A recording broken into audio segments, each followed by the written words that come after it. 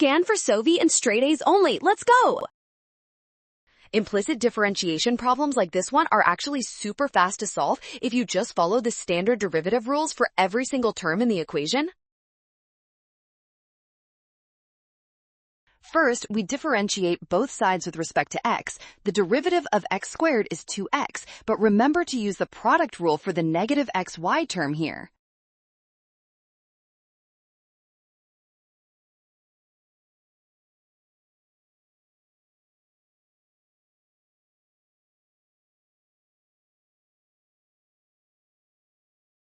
Finally, we group all terms containing dy dx on one side and move the rest over. Factoring out the derivative and dividing gives us the final result found in option B.